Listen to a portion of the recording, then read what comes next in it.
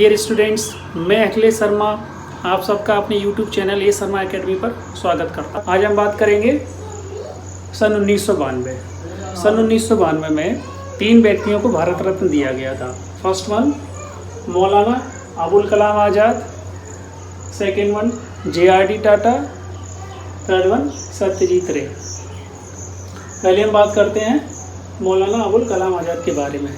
इनको भारत रत्न 1992 में मरणोपरांत दिया गया था। ये भारत के पहले शिक्षा मंत्री थे और 1923 में भारतीय राष्ट्रीय कांग्रेस का जो एक विशेष अधिवेशन हुआ था, कहाँ पर हुआ था? वो दिल्ली में हुआ था। उसमें इनको अध्यक्ष बनाया गया था और ये सबसे कम उम्र में अध्यक्ष बनने वाले व्यक्ति थे। 1940 से लेकर 1940 और 1945 के बीच में ये कांग्रेस के अध्यक्ष रहे। और किस टाइम पे? तो जिस टाइम पे भारत छोड़ो आंदोलन चल रहा था हमारे देश में। तो ये क्वेश्चन पूछा जाता है कि भारत छोड़ो आंदोलन के समय भारतीय राष्ट्रीय कांग्रेस के अध्यक्ष कौन थे? तो आपका आंसर होगा मौलाना अबुल कलाम आज़ाद। 1912 में इन्होंने एक उर्दू पत्रिका निकाली जिसका नाम था अल हिलाल, और इंडियन इंस्टीट्यूट ऑफ टेक्नोलॉजी और विश्वविद्यालय अनुदान आयोग की स्थापना का श्रेय इनको जाता है। ये क्वेश्चन भी पूछा जाता है कि आज़ादी के समय भारतीय राष्ट्रीय कांग्रेस का अध्यक्ष कौन था?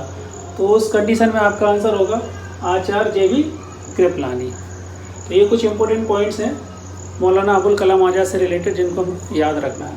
अब हम बात करते हैं JRD टाटा।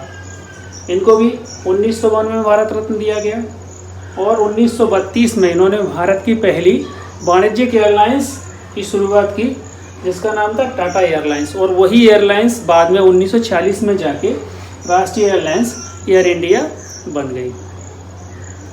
नेक्स्ट बात करते हैं सत्यजीत रे। ये भारतीय फिल्म निर्देशक थे और इनकी पहली फिल्म थी पथेर पांचाली, और 20वीं शताब्दी के सर्वोत्तम निर्देशक थे। और 1992 में इनको विशेष ऑस्कर पुरस्कार दिया गया। 1985 में दादा साहब फाल्के अवार्ड मिला और 1967 में इनको रेमन मैग्सेसे अवार्ड दिया गया। डियर स्टूडेंट्स, अब हम बात करते हैं सन 1997। इस वर्ष 3 व्यक्तियों को भारत रत्न दिया गया। First one doctor APJ Abdul Kalam, second one Gulzari Lal Nanda, third one Aruna Asaf Ali. बात करते हैं डॉक्टर APJ अब्दुल कलाम के बारे में, जिनको हम लोग मिसाइल मैन और जनता के राष्ट्रपति के रूप में जानते हैं। और ये भारत के बहुत प्रसिद्ध वैज्ञानिक थे। ये कई सालों तक DRD और इसरो का इन्होंने कारभार संभाला है।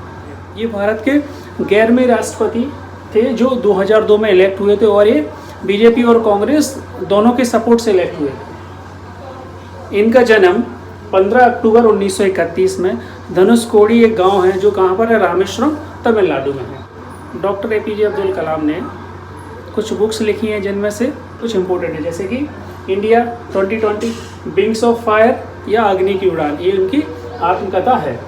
India my dream, scientist to president, my journey और इग्नाइटेड माइंड्स, ये जो 2 पुस्तक हैं, विंग्स ऑफ फायर और इग्नाइटेड माइंड्स, ये काफ़ी इंपॉर्टेंट है।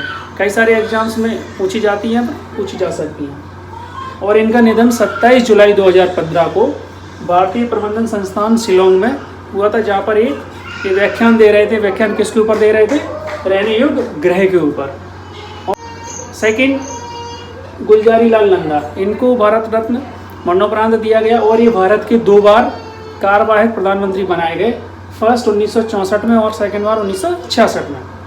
नेक्स्ट अरुणा आसिफ अली, इनको भी भारत रत्न मरणोपरांत दिया गया और इनको 1942 में भारत छोड़ो आंदोलन के दौरान मुंबई में एक मैदान है, गोवालिया मैदान, जहाँ पर कांग्रेस का झंडा फहराने के लिए हमेशा याद किया जाता है। देखिए, सन 1998 में 3 व्यक्तियों को भारत रत्न दिया गया था। First one MS Subbulakshmi, second one C Subramaniam and third one Jayaprakash Narayan. कुछ इंपॉर्टेंट पॉइंट्स हैं जयप्रकाश नारायण से रिलेटेड जिनको हम डिस्कस करते हैं, जैसे कि इनको भारत रत्न मरणोपरांत मिला था। इनको हम लोग JP के नाम से या फिर लोक नायक के नाम से जानते हैं। इन्होंने संपूर्ण क्रांति या समग्र क्रांति या फिर टोटल रेवोल्यूशन का नारा दिया था।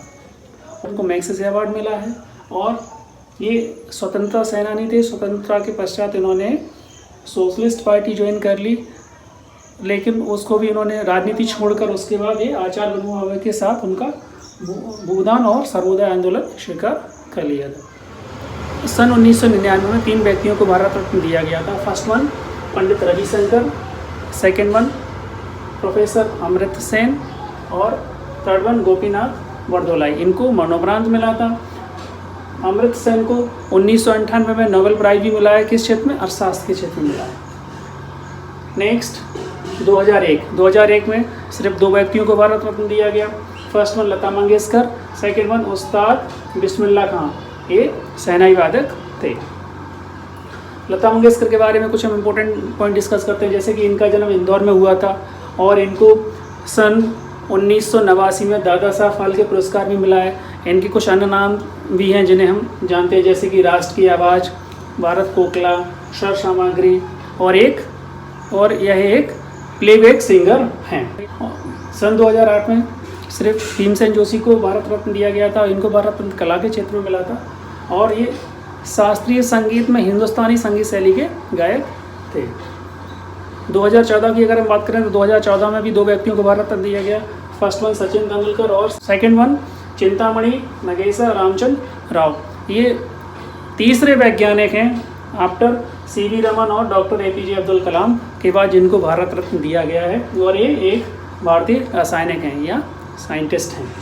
सचिन तेंदुलकर की अगर हम बात करें तो ये सर्वप्रथम खिलाड़ी हैं जिनको भारत रत्न दिया गया। इससे पहले खेल के क्षेत्र में भारत रत्न नहीं दिया जाता था और ये सबसे कम उम्र के व्यक्ति हैं जिनको भारत रत्न मिला है और इनको राजीव गांधी खेल रत्न पुरस्कार भी मिला है और ये सबसे पहले क्रिकेट खिलाड़ी हैं जिनको ये राजीव गांधी खेल रत्न पुरस्कार मिला है। डियर स्टूडेंट्स, सन 2015 में 2 व्यक्तियों को भारत रत्न दिया गया। फर्स्ट वन पंडित अटल बिहारी वाजपेयी, सेकेंड वन मदन मोहन मालवीय। इनको भारत रत्न मरणोपरांत दिया गया है और इनको महामना की उपाधि दी गई थी और इन्होंने काशी हिंदू विश्वविद्यालय की स्थापना की थी। हम कुछ पॉइंट डिस्कस करते हैं पंडित अटल बिहारी वाजपेयी के बारे में। ये भारत के 10वें प्रधानमंत्री थे। इन्होंने सन 1980 में जनता पार्टी छोड़ दी। उसके बाद 6 अप्रैल 1980 उसी साल भारतीय जनता पार्टी की स्थापना की और इसके अध्यक्ष बने। इन्होंने कुछ रचनाएं लिखी हैं, जैसे कि मेरी 51 कविताएं, राजनीति की रपटीली राहें, संसद में 3 दशक। इन्होंने सन 1998 में पोखरण में द्वितीय परमाणु परीक्षण कराया, जहां पर 5 परमाणु परीक्षण किए गए थे जो भूमिगत थे, जमीन के नीचे थे।